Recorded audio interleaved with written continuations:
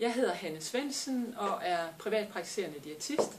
Jeg har diætistklinikken Hanne Svendsen, hvor jeg har konsultation i Horsens og i Aarhus. Derudover har jeg en online-klub, der hedder Mad med Smil, og derinde ligger en masse værktøjer til, man kan sige, gør det selv folket, eller dem, der gerne vil have et lettere liv med mad. Det er jo dybest set det handler om. Jeg har også lavet forskellige bøger, og den sidste bog, jeg har skrevet, hedder Så spiser vi, og den er lige udkommet på e-bog nu også. Du kan også låne mine bøger på biblioteket, og du kan selvfølgelig købe dem hos boghandlerne. I dag handler det om, hvordan jeg kan bidrage til, at du får et lettere liv med mad. Hvordan du kan opleve, at du ikke går tør, at batteriet ikke går ned i løbet af dagen. Det er min oplevelse, at rigtig mange snubler rundt i det i dag, og det er faktisk værre i dag, end det var bare for 5 år siden. Jeg synes også, det var slemt, da jeg tog min uddannelse. Og jeg har rigtig mange år på bagen. Jeg har over 30 års erfaring. Jeg har arbejdet 17 år inden for det offentlige, og siden 96 som privatpraktiserende. Og der har været meget støj på linjen, men det er faktisk værre i dag, og jeg tror, det er hjulpet lidt på vej af de sociale medier. Alting går så hurtigt. Men back to basic, ikke til stenalderen, men hvad er det, det handler om, for at du får et lettere liv? Du skal have de ting, der passer til din krop.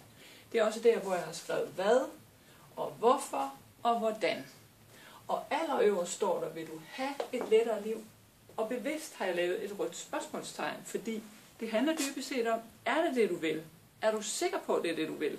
Fordi, altså, er du til muligheder, eller er du mere til undskyldninger? Nu har jeg altså valgt kagen i dag. Så kan jeg lige så godt fortsætte med alt muligt andet i løbet af dagen. Nu starter jeg først på mandag. Altså, træk det hjem, vurder, hvor vigtigt er det for mig? Altså, hånden på hjertet nogle gange. Mærk efter. Hvad er det, der hjælper dig til det, du gerne vil? Og ændre kostvaner varigt. Det er en rejse i at blive klogere på sig selv, sin egen gøren og laden. Og det skal ske med glæden ved mad og nydelsen af samme og nænsomhed med dig selv. Det er utrolig væsentlige faktorer. Så hvad der skal til, det er jo så den mad, der præcis passer til dig. Og hvad det er selvfølgelig lidt individuelt. Men mit udgangspunkt er, at du er sådan nogenlunde fit for fight, din højde og vægt passer sammen, måske en lille smule mere eller en lille smule lidt, men det er ikke noget, der er dramatisk, fordi så er det en lidt anden vinkel, og det skal jeg nok sige et par ord om til allersidst. Men hvis du er sådan fit for fight, og det kører egentlig meget godt, så skal du være ops på, at du skal have de rigtige proteiner, der passer til dig. Og det er cirka, hvis du er i det mål, jeg lige har talt om, så er det cirka 1 gram protein per kilo legemsvægt. Og skal du nu til at regne med det? Nej, jeg skal nok give dig nogle eksempler på, hvordan du kommer derhen. Men sørg for at starte ud med noget fornuftigt. Altså, det er godt at få gang i stofskiftet og din fedtforbrænding allerede fra morgenstunden af. Så din morgenmad skal bestå af både proteiner, den skal bestå af nogle gode kulhydrater. Kulhydrater har jo været hængt rigtig meget ud gennem de senere år, og kulhydrater er kroppens vigtigste brændstof. Det er bare meget væsentligt at være ops på, hvad det er for nogle kulhydrater, du dvæler ved i løbet af dagen. Og det skal være kulhydrater, der giver dig power. Det skal være kulhydrater, der kun stille og roligt går ind og påvirker dit blodsukker. Det er nemlig sådan, at når vi snakker blodsukker, så har vi, det har vi jo inden for alt, men vi har sådan et normalt område. Vi har loftet her, og vi har gulvbrædderne her. Og der svinger blodsukkeret i løbet af dagen indenfor, og det skal helst være sådan nogenlunde stabilt. Ikke det her, bong, og ned og røre gulvbrædderne op og ned. Og det sker, hvis du er meget til søde sager, og hvis du er til frugt og juice og sådan noget i løbet af hele dagen, uden du får de gode kulhydrater med ind, og at du glemmer proteinerne. Så hvis du starter ud med de gode kulhydrater, så du får et blodsukker, der går sådan her, og så falder stille og roligt, og så stiger igen, fordi du får et mindre måltid, og så videre i løbet af hele dagen. Det er det, der vil være rigtig godt. Og hvordan får du så de kulhydrater, der kun giver en lille peak af blodsukkeret og falder stille og roligt igen? Det gør du ved at få de gode kulhydrater ind, altså sørg for om morgenen at få altså hvis det er brød, du er til, fordi der er så mange forskellige muligheder. Men er det brød, du er til, jamen så skal du gå efter brød, der indeholder masser af kostfiber, og der er nogle hjælperedskaber. Gå efter fuldkornsmærket, nøglehulsmærket. Fuldkornsmærket, så er du sikker på, at det er guldkorn i, som jo er rigtig, rigtig vigtigt for dig, fordi det påvirker utrolig mange ting i kroppen. Og nøglehulsmærket gør så, at der heller ikke er så meget salt i. Måske har du oplevet at købe noget tilsyneladende grovbrød hos bageren, men du kan mærke, at det faktisk virker som om, at der er ret meget salt i. Når du har fuldkorns- eller nøglehulsmærket på, så har du en hjælper, at her er ikke brugt mere salt end lige højst nødvendigt. Det er også en vigtig ting for kroppen. Så noget godt brød med noget fornuftigt pålæg på, og tommelfingerreglen her, det er højst 10 gram fedt per 100 gram.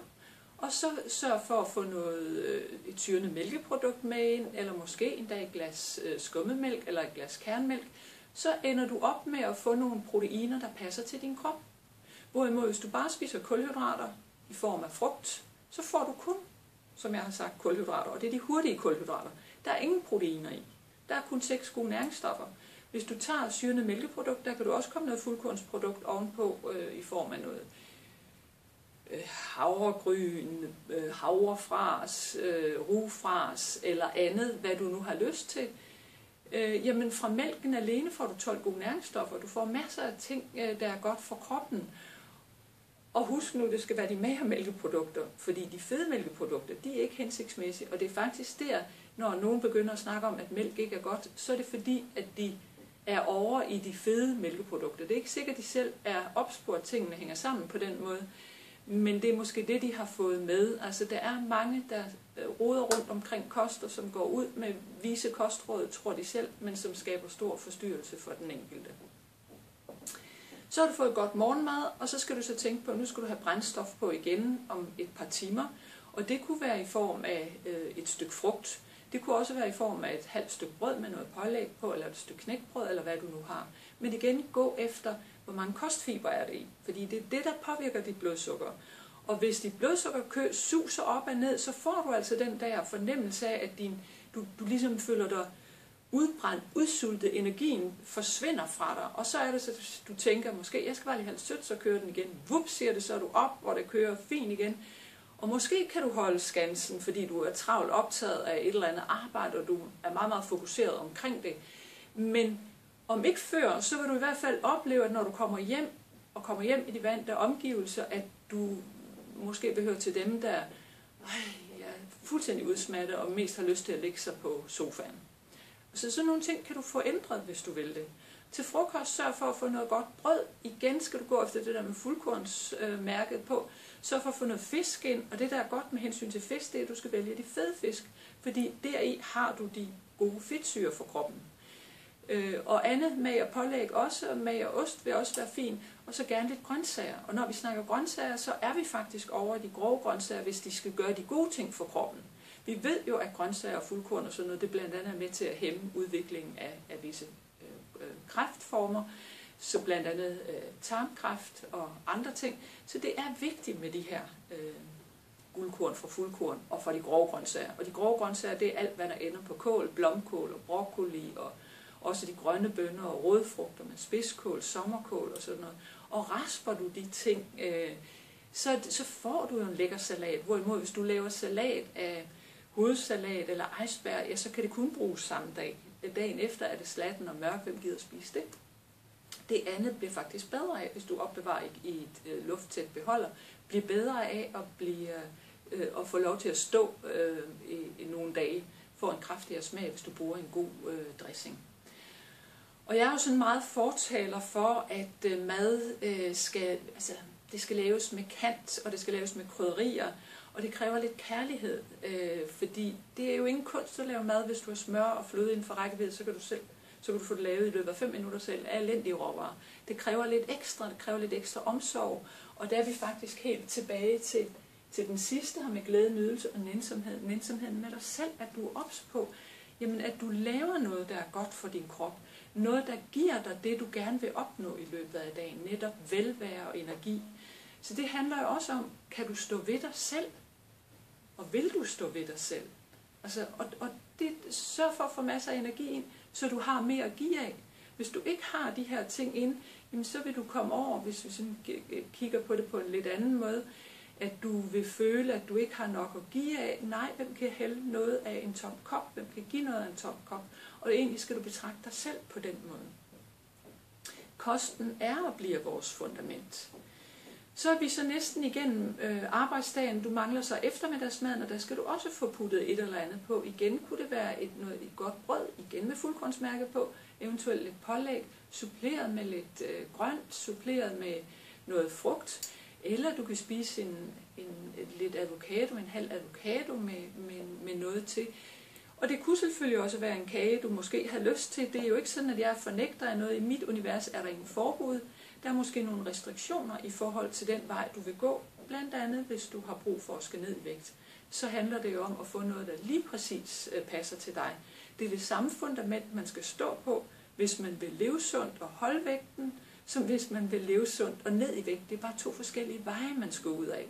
Fordi det er så vigtigt, det hele passer sammen, når man skal ned i vægt. På den gode måde, med varige kostvaner, så man ikke samler på nederlag. Alt for mange hopper fra tue til tue med kurer i dag. Så det handler igen om at trække dem hjem med nænsomhed, kan se mulighederne og stå ved sig selv. Og så er vi tilbage ved aftensmaden, hvor nogen også kan have det sådan, men hvad skal vi dog lave i dag? Og ringer måske til pizzamanden. Ja, i Klub Mad med Smil kan du se en opskrift på sund, lækker mad, der tager under 10 minutter at lave. Og det er sunde råvarer, det er enkelt at gå til, så der er de muligheder, hvis du vil stå ved dig selv. Altså afhængig af, hvordan du nu har, om du vil have det her lettere liv, eller du ligesom siger, vi hopper lige over. Og i øvrigt er der også, nu snakker jeg før om kager, der er også kageopskrifter derinde med de gode kostfiber i. Og der er desserter og andet. Så der er rigtig, rigtig mange ting, du kan få glæde af der. Så er vi ved at være henne ved afslutningen på dagen. Og jeg kan måske lige runde af med aftensmaden. Forestil dig en y-tallerken i y'et, hvis du bare skal leve sundt. Det er der kød og fisk skal være, og på hver side, der er den ene side, der skal være kulhydrater fra typisk kartofler, eller stivelse, eller ris, men gå efter det med mest kostfiber i igen. Og over på den anden side skal grøntsagerne være. Og så kan du eventuelt supplere med en god sovs, hvis du vil det. Og når jeg siger god, så mener jeg altså altid noget, der tjener kroppen, og ikke noget, der er fyldt med fløde og smør. Fint nok at bruge det ind imellem, men jeg tænker, fløde, det er til desserter, det er ikke til sovs, det er for let. Altså, herregud, det er jo så enkelt at lave en sovs, der er smagfuld uden fløde. Så er det lige før det er sengetid, og der handler det igen om, hvor nogen kan få den der trang til, vi skal lige have lidt sødt. Jamen stå ved dig selv og se, tjener det mig at gå ud og spise det, jamen så gør det, go for it, og nyd det fuldt ud. En væsentlig ting ved det der med at få et lettere liv, det er også at blive bedre til at nyde maden, og mærke efter, er jeg mæt, eller hvorfor spiser jeg? Er det bare blevet en vane for mig? Så der er så mange elementer, der tilsammen skal ind og holde fast i helheden, for at du får varige kostvaner, der tjener dig. Men alt i alt handler det altså meget om nænsomhed. Det handler om at kunne glæde sig til mad, det handler om at nyde det, men nænsomhed med dig selv. Alt for mange, hvis de glider hesten i løbet af dagen, hvor hånden ryger i honningkruppen eller saltkarret i chips, begynder at slå sig selv herop mentalt. Det er da også for dårligt. Sådan, slip det. Man kommer aldrig i mål på den måde. Så jeg har masser af muligheder, og du er velkommen hos mig i konsultationen og i diætistklinikken. Du kan prøve min online-klub og se, hvad den byder på. Og du kan også finde meget hjælp i de bøger, jeg har skrevet. Og den sidste var jo den der, Så spiser vi, hvor der er masser af eksempler fra andre, der har været igennem det.